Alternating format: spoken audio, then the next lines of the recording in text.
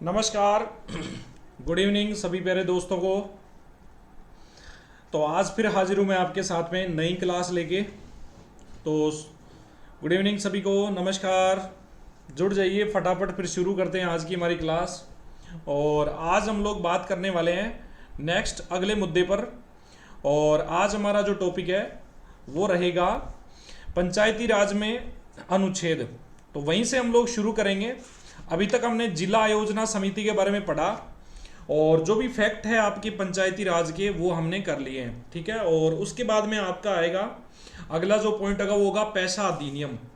जो पैसा अधिनियम है उसके बारे में हम लोग बात करेंगे। छोटा सा है, ज़्यादा बड़ा नहीं है, सिंपल है, आसान है, सबको बहुत जल्दी समझ में आ जाएगा, इतना बड़ा नहीं है वो, ठीक है। तो चलिए बिना समय गंवाए हुए शुरू करते हैं हमारी क्लास। तो अब तक जो है हमने ये फैक्ट पढ़ लिए हैं। इन फैक्ट के बारे में हमने बात कर ली पूरी की पूरी।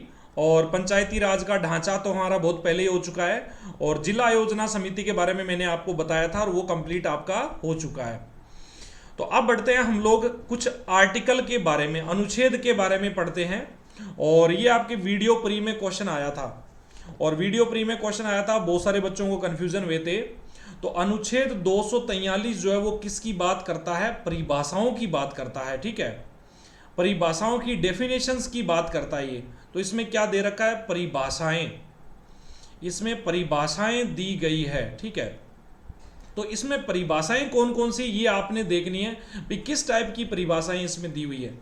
और ये आर्टिकल जो हम पढ़ रहे हैं भारतीय संविधान के भाग 9 में अनुच्छेद 243 ए से लेकर ओ तक पढ़ेंगे हम लोग, ठीक है। 243 ए से लेकर ओ तक, जिसमें 243 आर्टिकल जो वो अलग है और ओ तक जो है, ए से लेकर ओ तक जो वो अलग चलते हैं। कुल मिलाकर आपके 16 आर्टिकल यहां पर बनते हैं, ठीक है। मतलब 15 वो हो गए, एक ही हो गया। और इस भाग को शामिल कब किया गया था संविधान में? 73वें संविधान संशोधन 1992 के द्वारा शामिल किया गया था। मतलब ये भाग मैंने आपको पहले भी डिस्कस कर लिया है हमने इस बात पे पुरानी क्लासेस में। तो जिन बच्चों ने नहीं देखा है वो देख लेना। हाँ जी, गुड इवनिंग सभी को, गुड इवनिंग सभी प्यारे दोस्तों को, नमस्कार। तो हमने बात कर ली थी कि इसको जो है भाग को अंडमान निकोबार के लिए बनाया गया था और इसको हटा दिया बाद में। तो सबसे पहले हम परिभाषाओं में देख लेते हैं। सबसे पहले क्या आता है? सबसे पहले आता है इसमें जिला, कि जिला की डेफिनेशन क्या होगी, जिला किसको बोला जाएगा, ठीक है। तो इसमें जिला जो बोला जाता है वो देखिए। तो यहां पे ये कहता है कि जिला वो है किसी राज्य के जिला शब्द से ही अभिप्रेत है। मतलब जिला जो है किसी राज्य के जिला शब्द से ही अभिप्रेत रहेगा। मतलब उसी से, किसी राज्य में, किसी राज्य में जिला, किसी राज्य में जिला, मतलब जिला का वो जिला ही बोला जाएगा। जिस चीज को जिला कहा जाएगा वो जिला ही होगा, ठीक है। मतलब इसका कोई अर्थ जिले से अन्य नहीं होगा। क्लियर होगी बात? अर्थात डिस्ट्रिक्ट मीन डिस्ट्रिक्ट है, इसके अलावा कोई कुछ भी नहीं है। उसके बाद में आ जाओ ग्राम सभा। एक इसमें डेफिनेशन दे रखी है ग्राम सभा की, और ये आपके क्वेश्चन आया था कहां पे? आर्टिकल 243 का जो है ग्राम सभा की डेफिनेशन वीडियो प्री के में आई थी नहीं आई थी? कमेंट करके बताओ मुझे कि वीडियो प्री के अंदर ये आपके आया था या नहीं आया था। वीडियो प्री में आपने बहुत अच्छे से इस बात को पढ़ा होगा, ठीक है। ग्राम सभा, तो ग्राम सभा में सिंपल है, ये वही डेफिनेशन है कि किसी ग्राम स्तर पर जो भी पंचायत है, मतलब एक ग्राम पंचायत में आने वाले समस्त मतदाता, ग्राम पंचायत में आने वाले समस्त मतदाता, ग्राम पंचायत में आने वाले समस्त मतदाता, आने वाले समस्त मतदाता। तो यहां पर ये समस्त जो मतदाता है उससे इसका मीनिंग होता है किसे? ग्राम सभा से। क्लियर होगी बात है? समस्त मतदाता आपके हो गए यहां पे। उसके बाद में आगे बढ़ते हैं नेक्स्ट। और क्या है? एक मध्यवर्ती स्तर एक जो मिडेवल जो लेवल है, मीडियम जो लेवल है, उसकी बात हो रही है। मध्यवर्ती स्तर किसको बोला जाता है? तो मध्यवर्ती स्तर जब भी कहीं भी नाम आए तो समझ लेना कि ये बीच वाला है। मतलब ग्राम पंचायत और जिला स्तर के बीच का जो स्तर है, ठीक है, उसको किसको क्या बोला जाएगा? ग्राम पंचायत ग्राम पंचायत हो गया। ग्राम पंचायत व जिला स्तर के बीच का जो लेवल है उसको मध्यवर्ती स्तर बोला जाएगा। मतलब हम लोग क्या पंचायत समिति बोलते हैं, अब अलग अलग राज्य में अलग अलग बोलते हैं। कोई अंचल पंचायत बोलता है, कोई आंचल बोलता है, कोई कुछ भी बोलता है, सब अलग अलग अपने तरीके से इसको बोलते हैं, ठीक है। कोई खंड बोलता है इसको, तो कोई प्रखंड बोलता है। तो हर राज्य में इसकी अलग अलग डेफिनेशन है, लेकिन इसकी यूनिवर्सल डेफिनेशन क्या है? मध्यवर्ती स्तर, ठीक है। तो ग्राम पंचायत और जिला स्तर का बीच का स्तर, ग्राम पंचायत और जिला स्तर के और जिला स्तरों के बीच का स्तर, जिला स्तरों के बीच का स्तर, के बीच का स्तर इसको बोला जाएगा, ठीक है। अब नाम कोई भी अपने हिसाब से कुछ भी रख ले। अब एक बात का ध्यान रखना है कि राज्यपाल का इसकी पुष्टि होनी जरूरी है।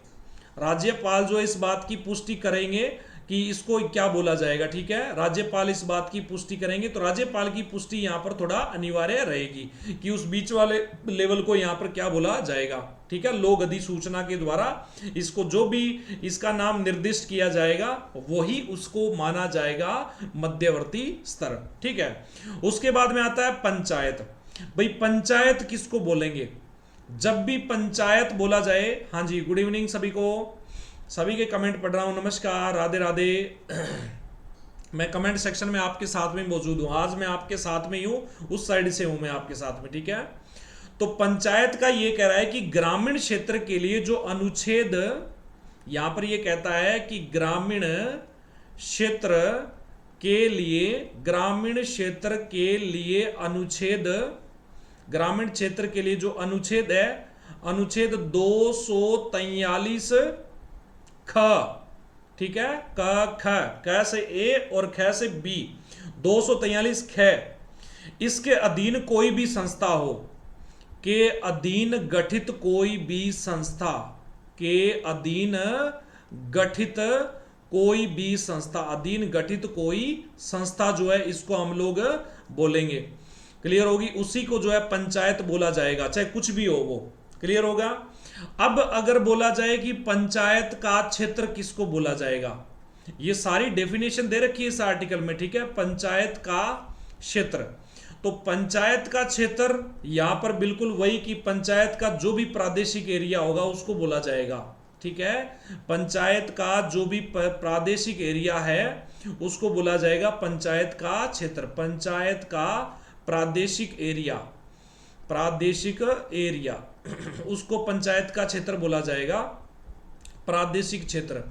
उसके बाद में जनसंख्या, जनसंख्या मतलब जनसंख्या बताने की जरूरत नहीं है, सब आप बहुत अच्छे से जानते हो। उसके बाद में ग्राम, मतलब ग्राम या गांव किसको बोला जाएगा, तो ये कहता है कि राज्यपाल के द्वारा लोक अधिसूचना के द्वारा जो भी जिसको भी बोला जाए, गांव का समूह भी कहा जा सकता है और किसी एक गांव को भी बोला जा सकता है, ठीक है। तो ग्राम जो शब्द है उसको क्या कहा जाएगा? गांव का समूह भी हो सकता है, ठीक है, गांव का समूह भी रहेगा और गांव से भी रहेगा, ठीक है। ग्राम अथवा ग्राम, गांव अथवा ग्राम, अथवा ग्राम कहो भी इसको, क्योंकि वहां ग्राम लिखा हुआ है, जहां संविधान में ग्राम शब्द लिखा हुआ है तो वहां ग्राम लिखना है, ठीक है। ग्राम अथवा गांवों का समूह, ग्रामों का समूह है, ठीक है, ग्रामों का समूह है, ग्रामों का जो समूह है उसको भी ग्राम ही बोला जाएगा, ठीक है। और जिसको भी बोला जाएगा उसको राज्यपाल अधिसूचना के द्वारा प्रमाणित करेगा, ठीक है। राज्यपाल अधिसूचना द्वारा, राज्यपाल की अधिसूचना द्वारा घोषित होगा वो, अधिसूचना द्वारा, राज्यपाल के नाम से अधिसूचना जारी होगी, राजस्थान की गजट में छपती है। अधिसूचना तो आप जानते होंगे सभी, भारत के गजट में छपती है। भारत सरकार की जो भी योजनाएं, प्रस्ताव, संशोधन जो भी है भारत की गजट में वीकली छपते हैं। उसी तरह से हर राज्य का अपना गजट होता है, तो राजस्थान का भी गजट है, ठीक है। तो राज्यपाल की अधिसूचना द्वारा विनिर्दिष्ट, ठीक है, विनिर्दिष्ट हो गया। ये हो गया, क्लियर हो गया, सबको समझ में आई बात? क्लियर हो गया, ठीक है। ये तो आ गया आपका प्रॉपर आर्टिकल 243 जिसमें डेफिनेशन दे रखी है। अब मैं आपको, मैंने वादा किया था पिछली क्लास में, मैंने कहा था ए से लेकर ओ तक आपको आर्टिकल याद करवाऊंगा, तो आप ना सारे के सारे वो आर्टिकल याद करवाऊंगा और 10 मिनट में सारे आर्टिकल मैं आपको याद करवा दूंगा, ठीक है। और 10 मिनट में ऐसे याद होंगे, जिंदगी में आप कभी भूलोगे भी नहीं, कभी नहीं भूलोगे, जीवन में कभी भी नहीं भूलोगे आप। तो आज हम लोग यही करते हैं, ठीक है। अनुच्छेद 243 ए, 243 ए का बोलो असेंबली, मतलब हर किसी का नाम से चलेगा। ए बी सी डी जो है ना, कै खे गेड़ा भी बोल सकते हो आप इसको, एक ही बात है। तो ए से बोलो आप असेंबली, ठीक है। ए से हो गया असेंबली, असेंबली का मतलब सभा, असेंबली का मतलब हो गया सभा, मतलब ग्राम सभा का गठन। असेंबली को क्या बोलते हो, सभा बोलते हो। तो ए से असेंबली ग्राम सभा, ए से असेंबली मतलब ग्राम सभा का गठन। तो 243 ए में क्या लेते हैं हम, ग्राम सभा का गठन, ग्राम सभा का गठन हो गया।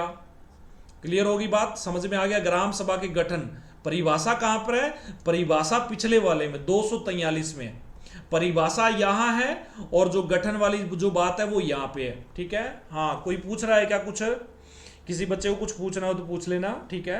क्लियर हो गया। उसके बाद में नेक्स्ट, बी का मतलब बनना, ये बिल्कुल मैं देसी भाषा में समझा रहा हूं आपको। बी का मतलब बनना। अब किसका बनना, बी का अर्थ बनना है, तो बनना क्या होता है, बनने का मतलब होता है गठन, बनना मतलब गठन, ठीक है। बनना गठन एक ही बात होगी, ठीक है। अब बनना और गठन जो है ये आपका रहेगा किससे प्रेरित, ग्राम पंचायतों का गठन, ग्राम पंचायतों का गठन, ग्राम पंचायतों का गठन। मैंने कहा था ना कि जीवन में कभी भूलोगे नहीं, ग्राम पंचायतों का गठन हो गया। क्लियर होगी बात, समझ में आ गया। उसके बाद में आ जाओ 243 सी, ये जो मैं लिख के आपको नोट्स दूंगा तो इसको याद कर लेना बहुत अच्छे से, भूलना नहीं कभी भी। उसके बाद में आ जाओ सी, सी का मतलब होता है सी से संरचना, सी से संरचना, संरचना, सी से संरचना। तो किसकी संरचना, पंचायतों की संरचना, किसकी, पंचायतों की संरचना, पंचायतों की संरचना, पंचायतों की संरचना हो गया। क्लियर होगी बात, समझ में आई सबको, पंचायतों की संरचना हो गई, ठीक है। पंचायतों की संरचना, असेंबली, बनना, संरचना, सी से संरचना, बी से बनना, ए से असेंबली। सिंपल है, आसान है, कोई दिक्कत नहीं है, बिल्कुल क्लियर दिख रहा होगा सबको। 243 में डेफिनेशन कर ली हमने। चलिए बढ़ते हैं आगे, नेक्स्ट 243 डी, डी का मतलब दबे हुए लोग, डी द, डी से द बना अंग्रेजी में, तो दबे हुए लोग। अब समाज में जो दबे हुए लोग हैं उनको बाहर कैसे निकालोगे, समाज में जो दबे हुए लोग हैं उनको कैसे निकालोगे बाहर, हाँ बताओ, कमेंट करके बताओ कैसे निकालोगे बाहर, कौन करेगा कमेंट बताओ। डी से क्या होगा, दबे हुए लोगों को कैसे निकालोगे, दबे हुए लोगों को जेसीबी से निकालोगे, नहीं जेसीबी से नहीं निकालना है, टूट फूट हो जाएगी।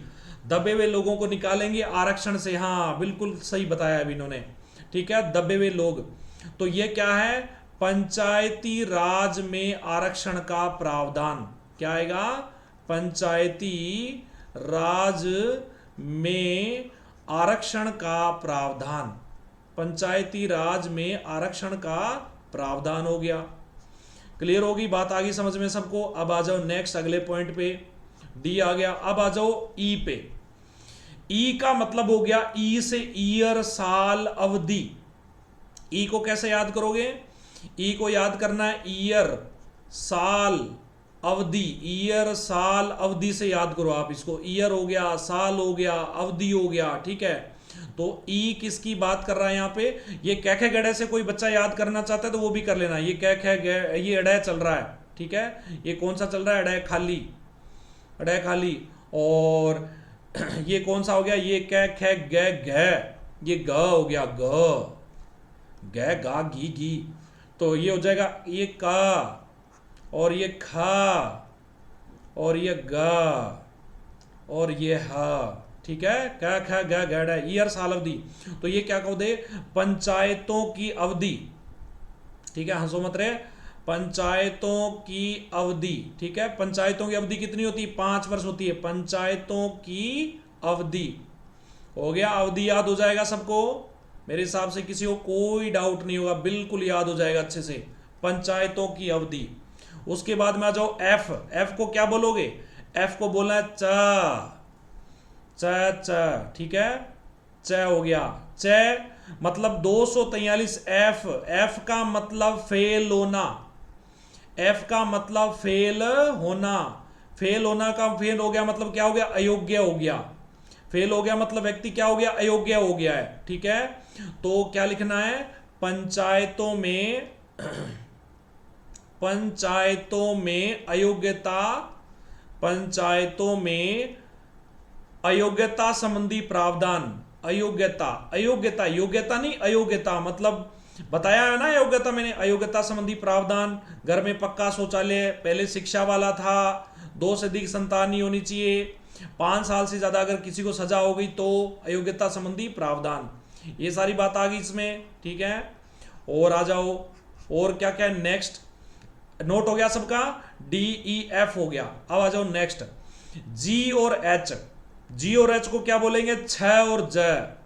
क्या बोलेंगे? छ और ज। छ तो छाछ वाला, और जय से जग भर दो मेरा, ठीक है। तो छाछ का जग भर दो, छ जय, जी एच, ठीक है। तो छ ज। तो ये आप कब बोलते हो जी एच? आप कहते हो कभी किसी को कि जी हां करेंगे। आप किसी को क्या बोलते हो? कि भी जी हां करेंगे, बोलते हो नहीं बोलते? ये कब बोलते हो? जब आपको क्या मिलती है? किसी प्रकार की कोई शक्ति मिलती है, उत्तरदायित्व मिलती है। आपको क्या मिलता है? शक्तियां मिलती है, उत्तरदायित्व मिलता है, तब आप बोलते हो कि जी हां करेंगे। तो इन दोनों आर्टिकल में क्या है?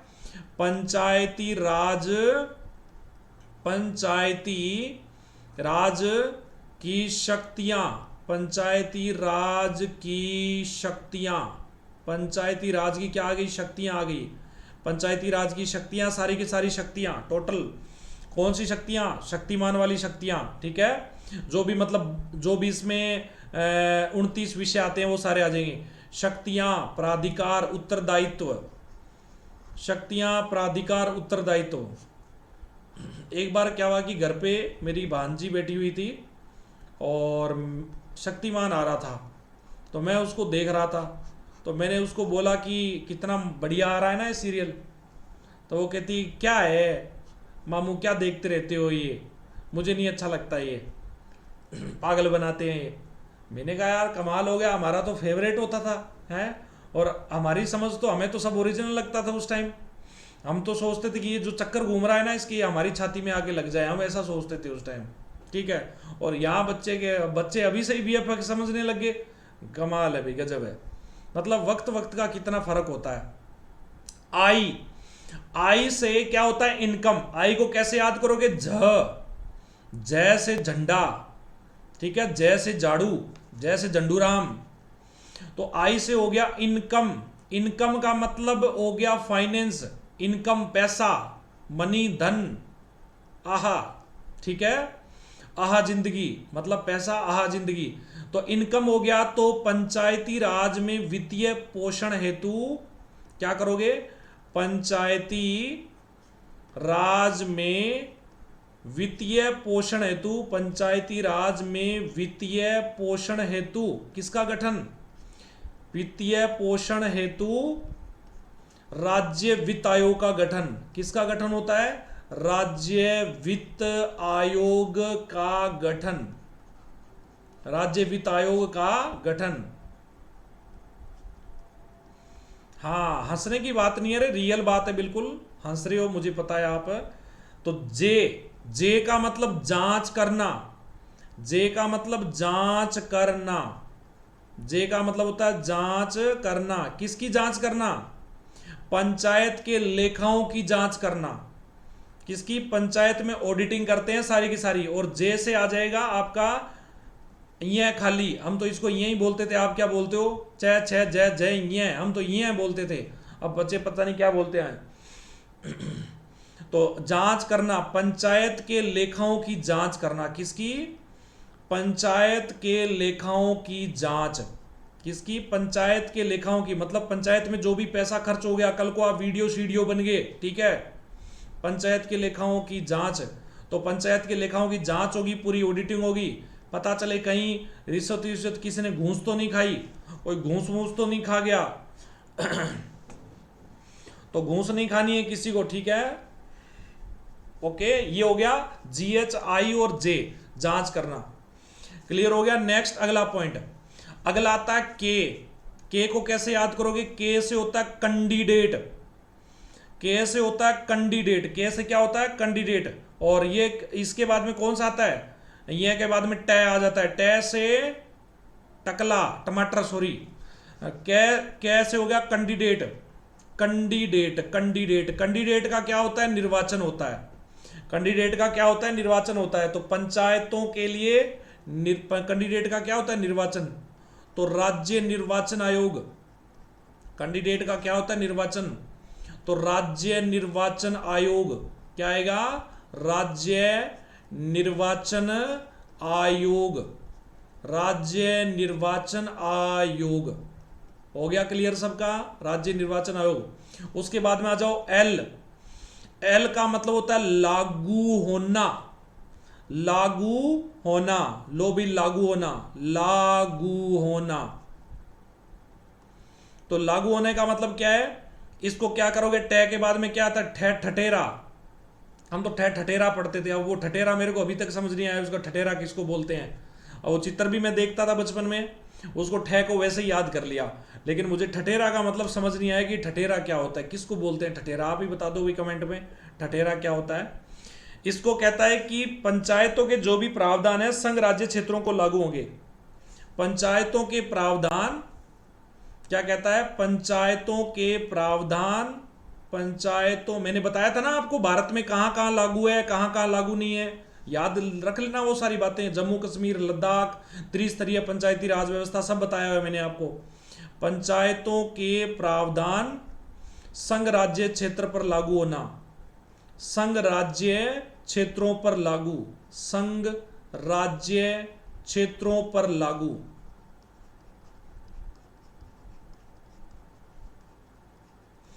उसके बाद में जो एम, अब एल का लागू होना, तो एम का मना कर दो भाई, एम का क्या कर दो? मना करना, एम का मना करना। एल का लागू होना तो एम का मना कर दो, ठीक है। तो एम का क्या जाएगा? ये टैट है, डे, डे आ जाएगा, डे डलिया, डे डलिया, डे डमरू, डमरू तो याद है, डलिया, उस डमरू को ही बोलते थे वो उस टाइम, ठीक है। हाँ, मेरे को मैंने देख लिया है तो एम का मना करने का मतलब हो गया इस भाग के कुछ प्रावधानों का, मतलब पंचायती राज के प्रावधानों का कुछ क्षेत्रों में लागू नहीं होना। पंचायती राज के प्रावधान, पंचायती राज के प्रावधान, पंचायती राज के प्रावधान भारत के कुछ क्षेत्रों पर लागू नहीं। बताया था ना मैंने, पूरी लिस्ट बताई थी, भारत के कुछ क्षेत्रों पर लागू नहीं, भारत के कुछ क्षेत्रों पर लागू नहीं। क्लियर हो गया सबका? समझ में आ गई सबको कहानी? ठीक है। क्या टाइम हो गया भाई? 4:23 हो गई है ना 23 मिनट हुई है, 24 हुई है, 23, 24, 25 होगी है ना, 24-25 के आसपास होगी शायद, मेरी घड़ी थोड़ी सी गलत होगी। तो ये हो गया इसमें। उसके बाद में आ जाओ नेक्स्ट, अब आ जाओ एन। एन का मतलब होता है निरंतर, एन का मतलब क्या होता है? निरंतर। तो एन का मतलब हो गया निरंतर, लगातार। और एन को कैसे करोगे आप?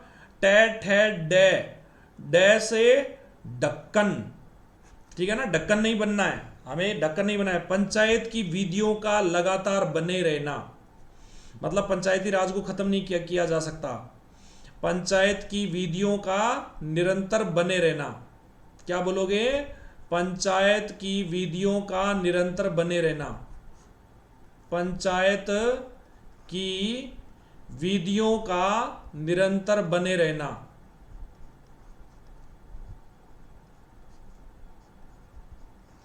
पंचायत की विधियों का निरंतर बने रहना हो गया, बस बने रहना। और लास्ट हो गया 1 243 ओ, ओफो। ओ का क्या करोगे? ओ का मतलब होता है कि ओ का मतलब हो गया बाउंड्री खींच दी चारों तरफ, ओ।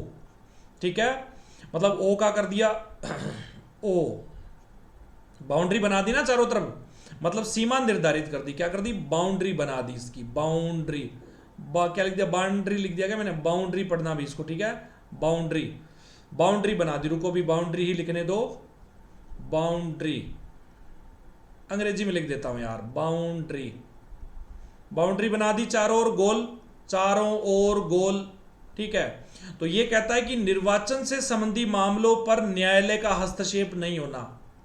निर्वाचन से संबंधी मामलों में, निर्वाचन संबंधी मामलों में मतलब जो भी इलेक्शन से जुड़े हुए, जो भी निर्वाचन से जुड़े हुए मामले हैं ना, उसमें हस्तक्षेप नहीं होगा।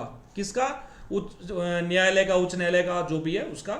अब लेकिन हो जाता है हस्तक्षेप वगैरह सब हो जाता है। निर्वाचन संबंधी मामलों में, निर्वाचन संबंधी मामलों में न्यायालय का हस्तक्षेप वर्जित। न्यायालय का हस्तक्षेप वर्जित। ये लो जी, ये हो गया आपके आर्टिकल, हस्तक्षेप वर्जित। आगे बात समझ में? तो ये थी कहानी इसकी, छोटी सी, बिल्कुल सिंपल और बिल्कुल आसान, बिल्कुल ही छोटी सी, सभी को याद हो गई होगी मेरे हिसाब से। ठीक है, अब पढ़ते हैं हम लोग आगे। यहां तक समझ आ गया सबको? अब आ जाओ आप सभी बच्चे, अब कहां आ जाओ भी? हाँ, अब पढ़ते हैं, अगले पॉइंट पे आते हैं हम लोग।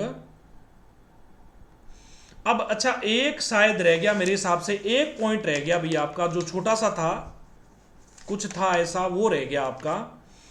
आज क्या क्लास थोड़ी मैं आधे घंटे की करूंगा, ठीक है ना? तो कोई बच्चा परेशान मत होना, आधे घंटे की करूंगा क्लास, क्योंकि इतना ही टाइम है आज मेरे पास, तो इसलिए निकलना पड़ेगा, थोड़ा सा कहीं जाना है। ठीक है, अब ये मत कहना कि सर ये तो आपने रिकॉर्ड किया हुआ, लेकिन फिर भी मेरे को जाना है। तो हम एक काम और कर लेते हैं यहाँ पे, कुछ न्यायालय के पंचायती राज में निर्वाचन संबंधी कुछ सुधार है जो मैं आपको करवाए नहीं थे, भूल गया। पैसा एक्ट तो हम बाद में करेंगे, तो एक पॉइंट और कर लेते हैं हम पे, राजस्थान में पंचायती राज में निर्वाचन संबंधी प्रावधान। ठीक है, राजस्थान में पंचायती राज में निर्वाचन संबंधी सुधार। राजस्थान में पंचायती राज में निर्वाचन सुधार।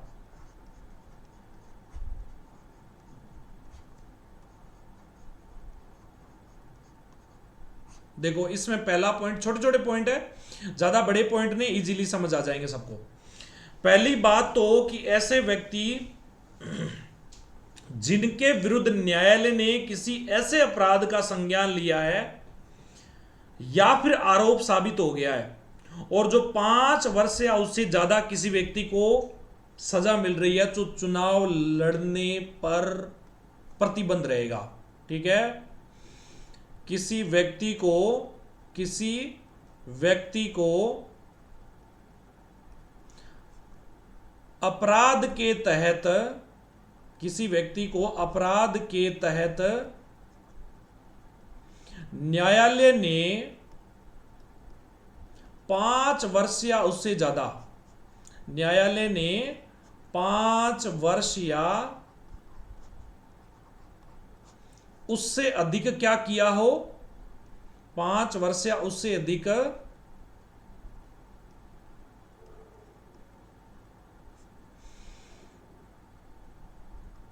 दंड दिया हो। ठीक है, इतना होना चाहिए, 5 वर्ष या उससे अधिक दंड दिया हो।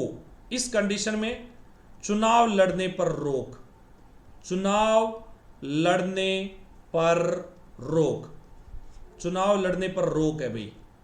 ठीक है ना, चुनाव नहीं लड़ सकते, रोक है इस बात में। उसके बाद में आ जाओ नेक्स्ट, अगला पॉइंट। अगला पॉइंट यहां पे है कि मान लो कि कोई व्यक्ति ऐसा है कि राज्य सरकार द्वारा पूर्ण पोषित कोई स्थानीय प्राधिकरण है, कोई लोकल अथॉरिटी है, मतलब ऐसा कोई भी व्यक्ति जो पूर्णकालिक या अंशकालिक वेतन प्राप्त करता हो, मतलब कोई व्यक्ति, वेतन प्राप्त व्यक्ति चुनाव नहीं लड़ सकता। वेतन प्राप्त व्यक्ति वेतन प्राप्त का मतलब है कि काम कर रहा हो, वेतन प्राप्त सेवारत, सेवारत है, रिटायर होने के बाद नहीं, सेवारत राज्य सरकार, ठीक है, राज्य या केंद्र सरकार कोई भी कह सकते हो, राज्य या केंद्र सरकार, ये अंडरस्टूड है, प्राइवेट से मतलब नहीं है, ठीक है, प्राइवेट नहीं माना जाएगा। जैसे मैं अनअकैडमी पे पढ़ा रहा हूं तो मैं सरपंच का चुनाव लड़ सकता हूं, कोई दिक्कत नहीं है, ठीक है। वेतन प्राप्त सेवारत व्यक्ति चुनाव नहीं लड़ सकता, व्यक्ति चुनाव नहीं लड़ेगा, चुनाव नहीं लड़ेगा। क्लियर होगी बात।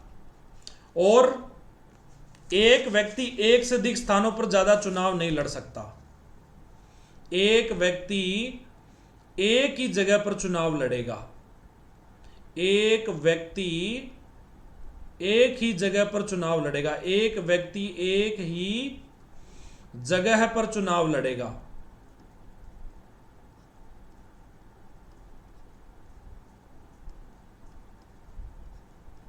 पहली बात ये।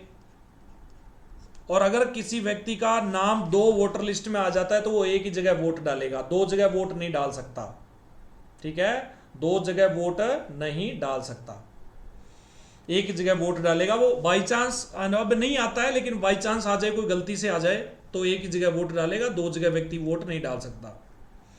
और मान लो कि ऐसा हो जाए कि चुनाव लड़ रहे हो, कोई जगह से कोई लोग चुनाव लड़ रहे हो, 3-4 लोग चुनाव लड़ रहे हो, एक की डेथ हो गई, एक की डेथ हो गई और एक से ज्यादा कैंडिडेट अगर शेष है तो चुनाव होता रहेगा। लेकिन उम्मीदवार की मृत्यु होने पर अगर शेष उम्मीदवार एक ही बचता है तो फिर उस जगह पर चुनाव रद्द हो जाएगा, ठीक है। मतलब यहां आपको यह कहना चाह रहा है कि किसी उम्मीदवार की मृत्यु होने पर, किसी उम्मीदवार की मृत्यु होने पर, किसी उम्मीदवार की मृत्यु होने पर अगर शेष एक ही उम्मीदवार बचता है, शेष एक ही उम्मीदवार बचता है, उम्मीदवार बचता है तो क्या होगा, उम्मीदवार बचता है तो चुनाव रद्द हो जाएगा।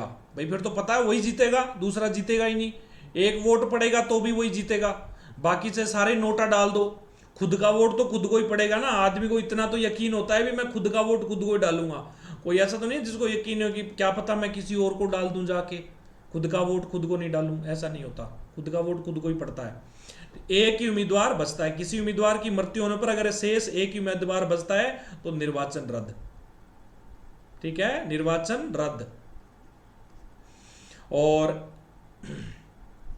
2 या 2 से अधिक बचे तो चुनाव होता रहेगा, 2 या, रुको भी दिख रहे, 2 या 2, 2 या 2 से अधिक बचे तो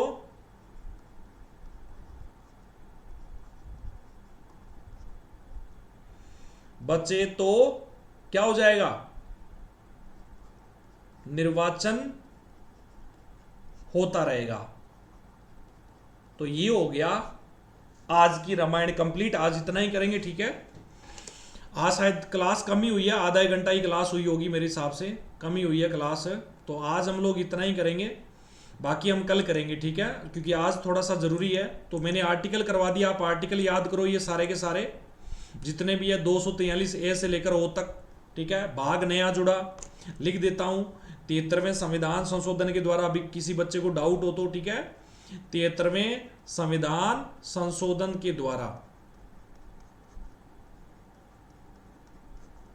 73वें संविधान संशोधन के द्वारा 1992 नया भाग, नया भाग, नए अनुच्छेद, क्लियर हो गया। तो आज इतना ही करेंगे, ठीक है ना।